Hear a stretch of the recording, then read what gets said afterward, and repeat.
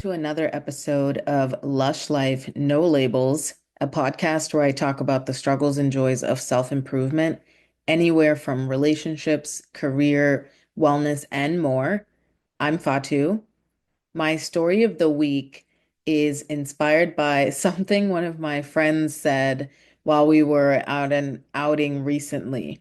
We were talking about an SNL skit. For those of you who don't know, SNL is Saturday Night Live. It's a comedy variety show and has actually been running for way longer than I've been alive. I believe it's been running since 1975.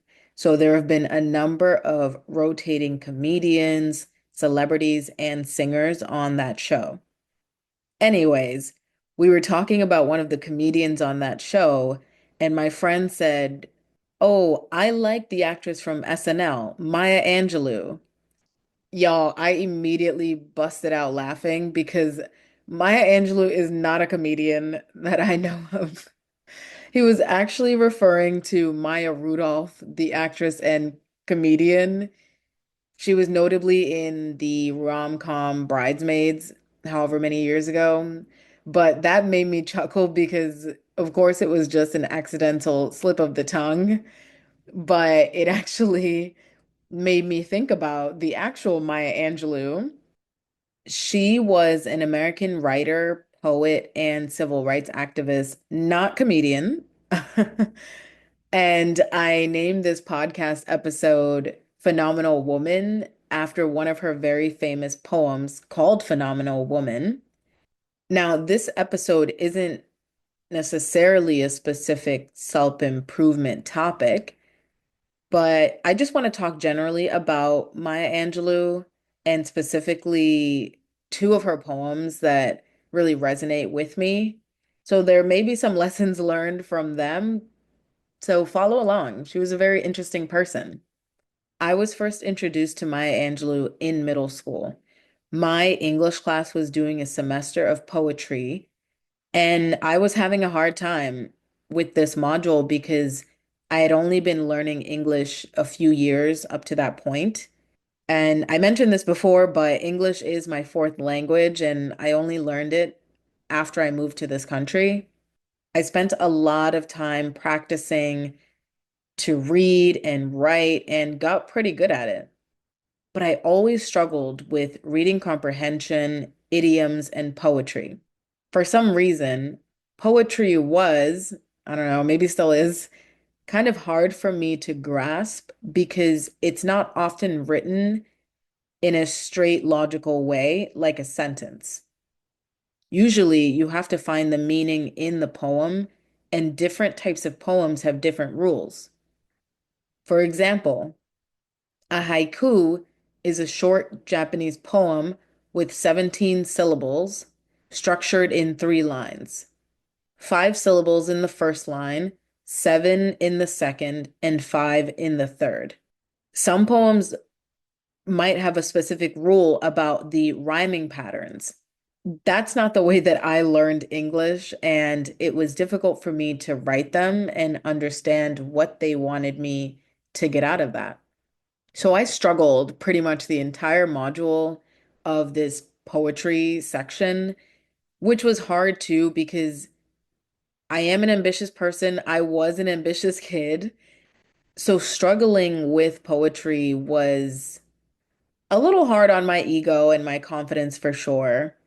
But things turned around when there was a chance for a final project. It was reciting poetry, not writing it. That was much more in my wheelhouse because I'd performed occasionally before.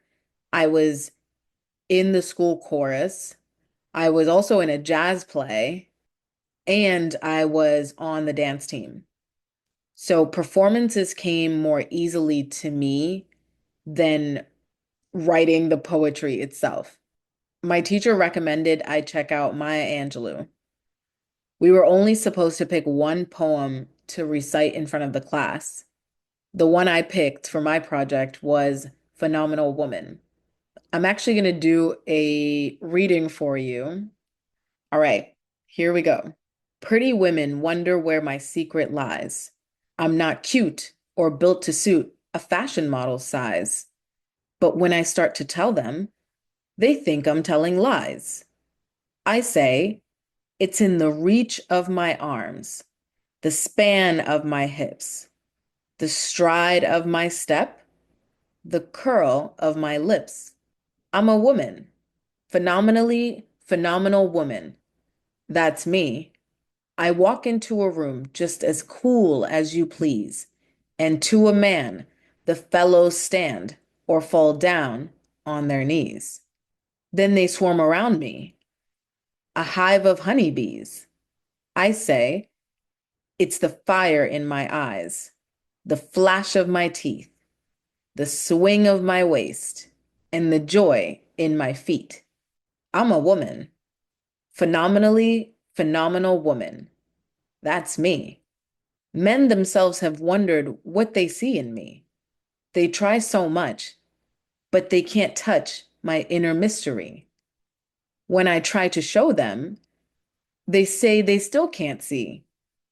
I say, it's in the arch of my back, the sun of my smile, the ride of my breasts, the grace of my style. I'm a woman, phenomenally phenomenal woman. That's me. Now you understand just why my head's not bowed. I don't shout or jump about or have to talk real loud. When you see me passing, it ought to make you proud. I say, it's in the click of my heels, the bend of my hair, the palm of my hand, the need of my care.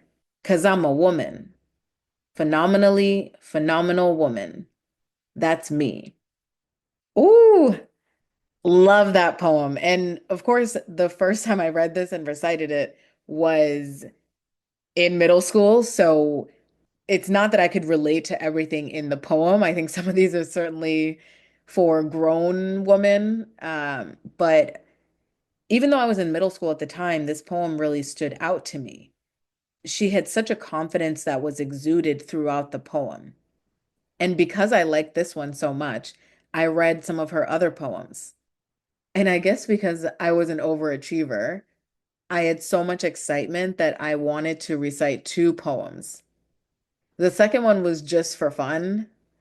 It was not part of my grading. And I chose another poem of hers called Still I Rise. I'm gonna go ahead and read that one too.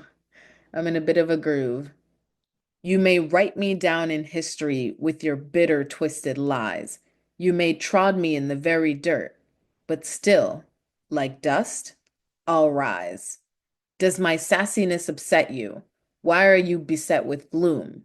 'Cause I walk like I've got oil wells pumping in my living room, just like moons and like suns, with the certainty of tides, just like hope springing high. Still, I'll rise. Do you want to see me broken, bowed head and lowered eyes, shoulders falling like teardrops, weakened by my soulful cries? Does my haughtiness offend you? Don't you take it awful hard? 'Cause I laugh, ha, like I've got gold mines digging in my own backyard.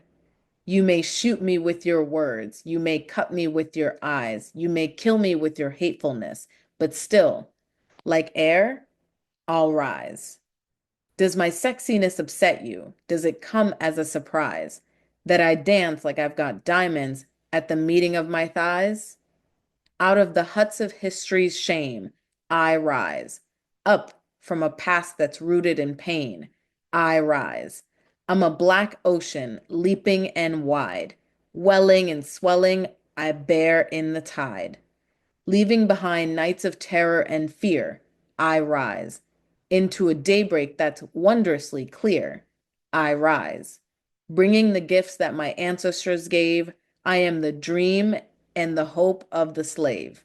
I rise, I rise, I rise. Another good one. I really liked this one. And there are, of course, parts of that poem where she's calling out and also alluding to her family's history of slavery in the US. And although my family doesn't have a direct history, with slavery. Obviously, we're from West Africa, so we were part of that slave trade, but I don't directly have a connection to slavery. And I still connected really well with the Still I Rise piece. Again, it has so much confidence in it. She calls out that things are not always so great, but she's still going to rise. And I think that's just a good message overall. Actually, one thing I forgot to mention about my this final project in school was that it was reciting in front of the class, of course, but it was also a competition. So we were evaluated on how well we knew the actual poem, how we performed the poem, the level of energy that we had.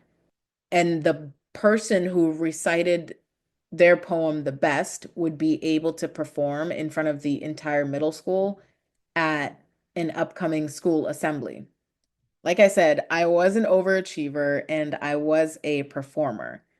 Plus, I hadn't done well with the poetry writing parts in that class, so I needed to hit it out of the park.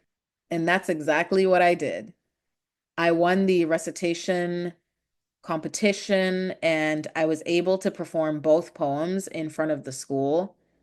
I also did well enough to be able to save my grade. So, yay. There were a few wins there. I was pretty nervous going into the school assembly, but once I started on the first few lines, my nerves calmed, which is usually how it is for me when I'm performing in front of a crowd. And the outfit I chose to wear that day was a traditional outfit from Guinea. We call it bazin. That's the type of cloth material that it is. Like I said, these poems that I just read for you today, some of them are pretty heavy. It's not light. It's not necessarily for kids, but for whatever reason, it stood out to me then. And just reciting them now reminds me of why I really enjoyed them. They fill me with a lot of energy. After this poetry module and the performance, I went on to read some of Maya Angelou's books as I got older and learn more about her life. She was certainly a woman with an interesting history. She was a dancer at one point. She was part of a Christian leadership group and their coordinator. And then later on in her life, she was a correspondent in Egypt and Ghana during the decolonization period of the countries in Africa. I probably mentioned this before too, but she was also an activist in her life. So she was a civil rights activist who worked with MLK and Malcolm X. Also, fun fact, she recited her poetry at the first inauguration for Bill Clinton. So she definitely had an interesting life and was able to become this very revered and well-known person. And it wasn't always easy for her.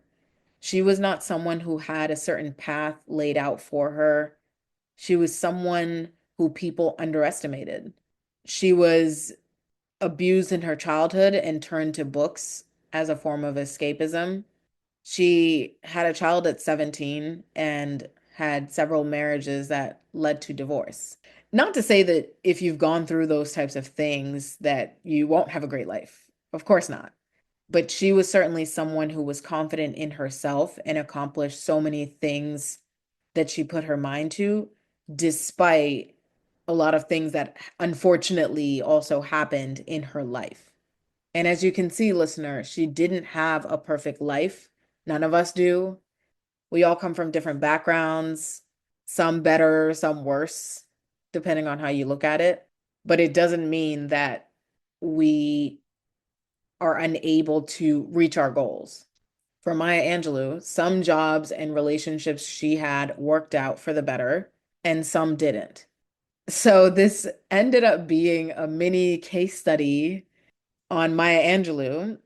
And like I said, I hadn't thought about her in a while, but I do thank my friend for making me laugh by having a slip of the tongue and saying Maya Angelou instead of Maya Rudolph.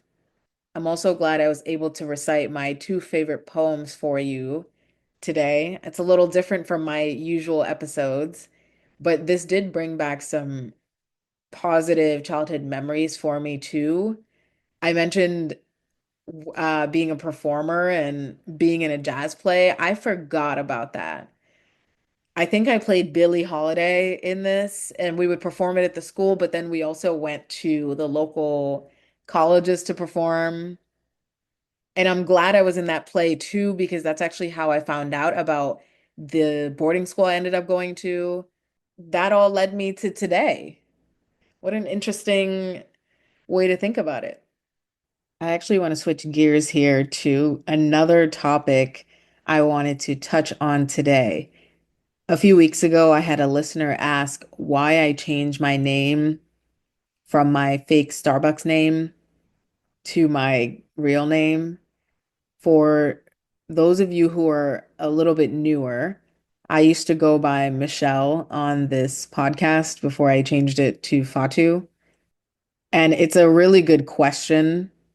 The reason why I did that when I first started this podcast was because I was trying to maybe hide behind a mask of sorts. Not really sure why. Maybe it's because I didn't know how this podcast would go, if it was something that I wanted everyone to know I was doing. I'm an introvert, so that definitely played a role. And for me, if I don't know someone well, I tend to keep to myself. I don't talk a lot or share much about me. At the beginning of this podcast, I felt like all of my listeners were strangers, so I was a bit more closed off. But the more and more I've done this, and I've had people come back and listen each week, I felt I know more about what my audience likes to hear from me. First of all, shout out to all of my returning listeners out there. Y'all are the best. And welcome to the new listeners out there. Secondly, I've been coming out of my introverted shell more and more on this podcast, which is typically what happens to me when I get to know people better. I tend to open up more. So that was certainly one of the reasons why I started going by my real name. And I've had people ask me what my name means because it's not American. My name is Fatumata. It's a name that Americans have a hard time saying. I could go through all the ways that people mispronounce my name, but I will not be doing that here. A little after I moved to the US, I started going by Fatu, the shortened version, because I was tired of people mispronouncing my name.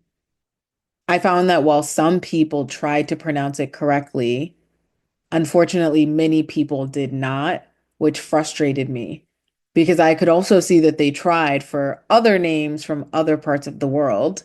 But I guess my African name was just too much for them to try to do their best with. But, anyways, despite all those people, I love my name. I'm from the Mandingo tribe in Guinea.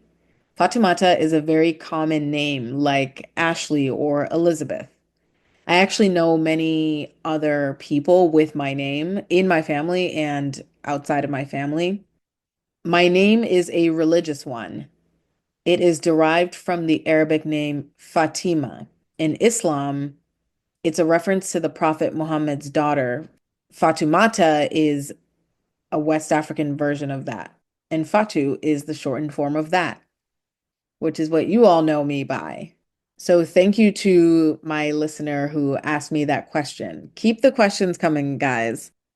As I mentioned, I changed my name because I've been doing this more steadily and I want to show more about me as I continue to do this podcast. So for me, it's important for you guys to know who I am, at least my first name, and that is part of my identity. Now I'm sort of thinking about this podcast and the notion of it being self-improvement. Sometimes I pressure myself to always deliver content that is about improvement or self-improvement. But as with the theme of this podcast, I am not trying to hold myself to that. That happened at the beginning. When I started doing this podcast solo, I felt like there was a little bit of pressure to have every episode be about self-improvement. But I got over that and I don't really hold myself to that anymore. You can see that I have a variety of different topics, which is great. And some don't necessarily focus on having to improve. Some will. Every day is not about improving. Most of the time, I just live and I'm in maintenance mode and just content. Then there are those moments where I'm challenged or want something different. And that's a moment where my action or reaction might shift. But that's not really something I think about daily or something that I measure. For example, I used to have a certain workout routine. I'd do mat Pilates, lift some dumbbells a few weeks through YouTube University. And that was good for a while. But then I started gaining some weight. I also wanted more muscle definition. So that's when I started thinking about how I could improve my workouts to get to the goals that I had. But before that, I was just doing the same old, same old. One of the things I needed to do to get to this goal was add in more cardio. But it was hard because I didn't like cardio, or I don't like most types of cardio. So my first challenge was figuring out what type of cardio I did like. I don't like to run because I don't know, it's a lot. I love to walk and hike, but for some reason when I'm running, I can do it, but I don't enjoy it. I've done kickboxing before, but wasn't really looking into that. What I ended up doing was dancing.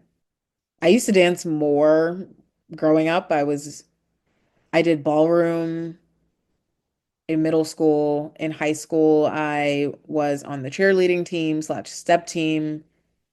And I'm generally someone who enjoys going out and dancing as well. It's part of my culture, and I've done it since I could walk. But it was always done very casually. So when I realized, oh, this is something that can still help me reach these goals, I started doing that. And then I sort of worked it back into my routine. Another problem I faced in this goal was that I used to work out after work. I was trying to figure out a better time for me to work out. One problem I faced around this was that I used to work out after work, but I found that I would be really tired or wouldn't want to do the whole thing after a long day of work. Then I would be eating late, and it just led to me just gaining weight and just needing to figure that whole thing out. So I was like, oh, maybe I need to start working out in the mornings. But that was hard too, because that would have meant I had to get up much earlier, which meant that I would have to sleep earlier too. So there were definitely a few challenges here that I was facing to try to figure out how I can get to my workouts and how I can do them more effectively. And these were goals that I made for myself, so I needed to figure it out. I went through a trials phase. Basically, I would try to sleep earlier, but I didn't do well with this, especially at the beginning, which meant whenever I would want to get up to work out, I just wouldn't do it because I didn't get enough sleep. And then I would just continue in my same cycle of being too tired to work out. Or if I did get up, then I would only work out for a little bit and wouldn't do the full workout. So I went through some time of this because it was essentially me needing to change my habits. And we all know you don't change your habits in one day. It takes sometimes a few days, a few weeks, sometimes even a few months, depending on what the habit is. So I knew I wasn't going to just start waking up at 6 a.m. to work out just because that's what I wanted to do. I failed a lot, but eventually I started slowly getting into the groove of things and started slowly going to sleep at a certain time, even if I was just laying there for a little bit until I fell asleep. But that meant that I could start waking up at a certain time and an earlier time for me to get my goals in. Because one thing about me, I need my beauty sleep. I don't drink coffee or caffeine, so I rely on my sleep to keep me awake throughout the day. If I don't sleep enough, then I'll be tired the next day and it just throws me off. In order to reach this goal of getting up early to do my full workout and get to work, I needed to be sure that I slept earlier to get my beauty sleep. Finally, after a lot of trials and tribulations, I was able to start making it a habit. And then that's where I'm at. I'm basically just not trying to change the way that I work out. I can do it now because I'm in the groove of things. Right now, there's no improvement going on at this moment, but just wanted to share that story to show that it's not like we always need to be thinking about improving on something. Because if you're always trying to do that, then you can become burnt out. It's okay to just live your life. It's okay to just be content and happy with the different things in your life. You don't always need to be having a breakthrough or some sort of transformation. But at those moments where you want to have that, then go ahead and put your thoughts and energy into it. For me, I'm here to experience and see where things go. Because that's what life is when you think about it, right? It's about our experiences. Our memories are made up of things we've experienced, the people we've encountered, and the things we've done. And this podcast is part of those experiences too. Just like I mentioned earlier with Maya Angelou and her life, some experiences are good and some aren't, but we're all a collection of those, aren't we? Going back to the first half of this episode, I'm curious, what's your favorite poem and have you ever recited it to yourself out loud? My last question is, what does your name mean? Leave your answers in the comments because I'm definitely curious. Also, guys, keep the questions coming. I like to hear what you're liking or not liking. And if you ever have any questions that you want to ask me, go ahead. Thanks for listening to another episode of Lush Life No Labels. Like and subscribe. Cheers to your lush life and see you later.